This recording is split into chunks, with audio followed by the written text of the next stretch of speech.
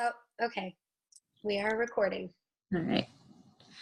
Good evening, everybody, and thank you for coming to our presentation of the OkCupid data and our data analysis. My name is Lizzie Resnick, and I have had the pleasure of working with Brenna, Sonia, and Gina.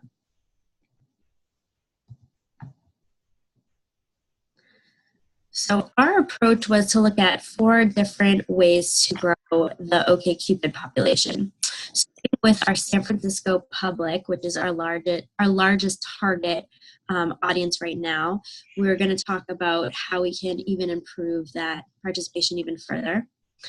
We're going to talk about ways to have a higher participation in Oakland. We're also going to talk about how to get more underage users and non-social drinkers to use OkCupid. And then lastly, we're going to talk about how we can understand the current homosexual and bisexual clients to grow in that market as well. So starting with what we love what we do best in our largest market in San Francisco. So as you can see by the chart below, this shows us the San Francisco users by sex and age.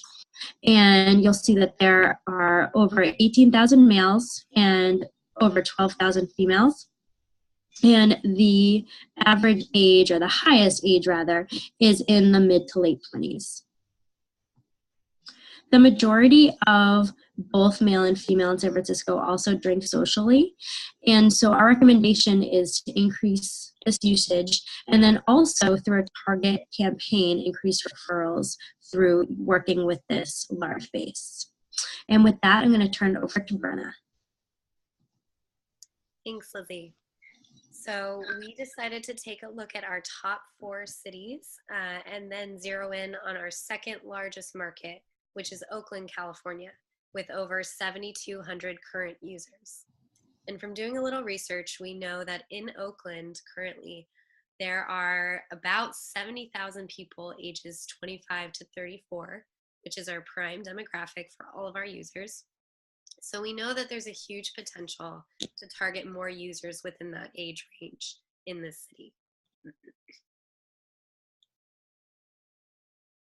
So looking at our Oakland users compared with our users overall, we can see that the age skews slightly older. Our Oakland users, the largest user segment by age is actually 30, whereas compared to the entire user base, our largest user segment by age is 26. So our Oakland users tend to be a little bit older. And that corresponds actually with the education levels that we see when we look a little bit deeper at our Oakland users. The top 4 highest reported education levels are graduated from college or university, graduated from a master's program, or working on college or university or working on a master's program. So we know that nearly 5,000 of the 7,200 Oakland users either are in a tertiary education program or have already graduated from a tertiary education program. And we also know that they overwhelmingly prefer to drink socially. Both men and women split pretty evenly. So this is a group of well-educated social drinkers.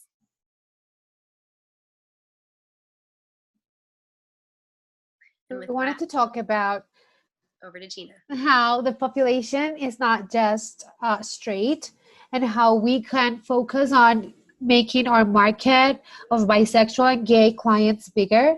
So we can see in the chart that even though right now our population is highly straight, we have that male straight population is higher. And then when we see our gay and bisexual population, we see that there's quite a difference there. And that we have higher male population, gay population, and higher female population, bisexual. So we wanted to focus on how to improve our database on bisexual and gay. Next one. What we see when we zoom in the gay and bisexual population is that we have 52% of the population in the San Francisco, California area, And then we have 16% of this population in Oakland, California.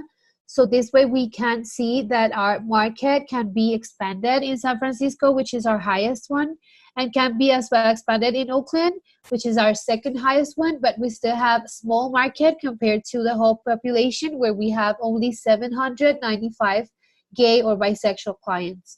We can see as well that the population here is between 20s and 30s, but our mean is on 30 years old, which, as we saw in the last graphs, is the population that has the highest drinking, socially drinking statistics.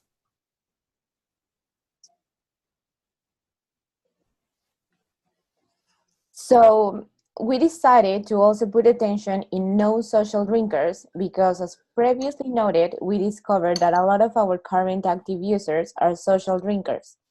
That makes us realize that a great target will be people that for some reason don't drink socially. In this bar plot, where we can see that 69 of the users are social drinkers, so that helps with the decision of aiming for this population.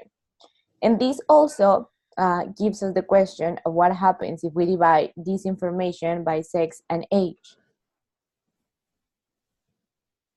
And as we can see, the distribution is similar in both cases. We have a lot of users that are social drinkers, and another thing that we can notice in this chart is that we have a lot of users in their mid and late 20s, a little bit of early 30s, which means that this campaign can be targeted not only to non-social drinkers, but to people of other age groups as well. And we can confirm this in this bar plot, which tells us that 49 of the users are not between 23 to 31 years old, which is the ages where we have more users. And so this will help to motivate more users to use our platform. So in summary, we've tried to give you a little bit of information on what our recommendations are with the data that we've analyzed. We think that we should keep doing what we do best, which is really targeting our strong base of users in San Francisco, targeting campaigns aimed at people in their mid-20s who are social drinkers. But we also want to focus in on markets where we think there's huge growth potential. So we know that we have a strong foothold in Oakland, but we could continue to grow there. And we can do that by targeting the more highly educated, slightly older crowd.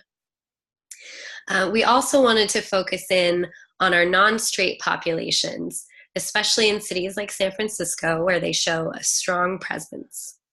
And finally, we think we can grow our user population among non-drinkers, especially if we direct our attention to those under 23 and over 31. And thank you for tuning in to our presentation.